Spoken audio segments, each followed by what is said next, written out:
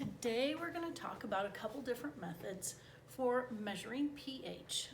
Not going to be highly mathematical today, just a little bit of vocabulary and some explanation.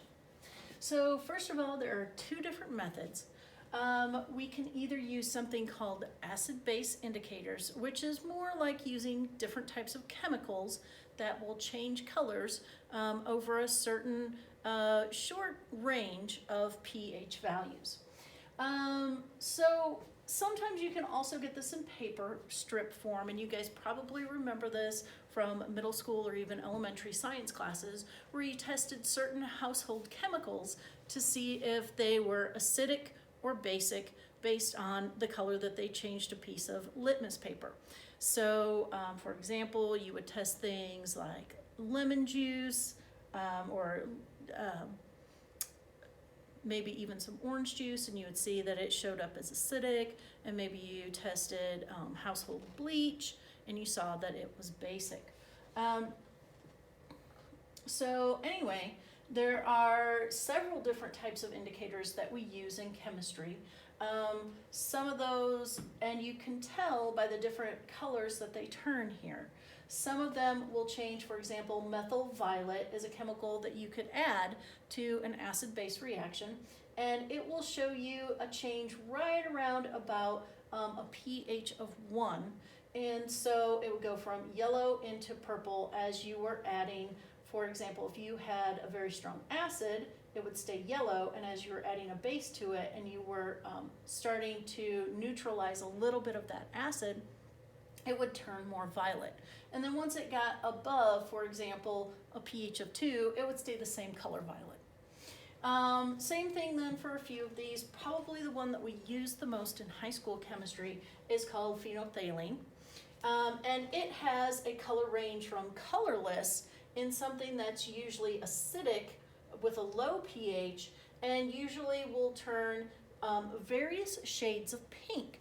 And the lighter the shade of pink, the closer you are to your neutral range. Now, yeah, neutral is here at 7, so it's a little bit higher than that, but still it gets us pretty close when we talk about something called an acid-base neutralization reaction, which is what we're going to talk about in the next video series. So anyway, used for initial pH readings with very small volumes. So volumes that we would do in a test tube or in an Erlenmeyer flask.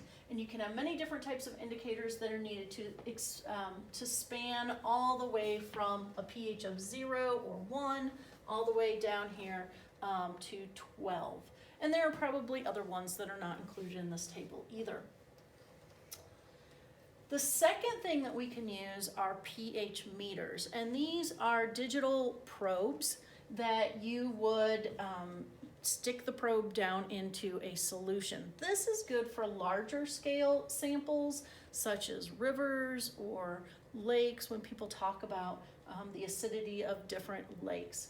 One thing that is a little more difficult with pH meters is that they do have to be calibrated. So before you can use a pH meter to get the pH of a solution, you would have to put it into a solution that you knew the pH was, for example, 10, and then you would scale your pH meter to also read 10, and then you put it into something like a pH of 4, so that way you knew it had an accurate reading of 2 values on a pH scale, and hopefully then it would get your unknown pH levels at a more accurate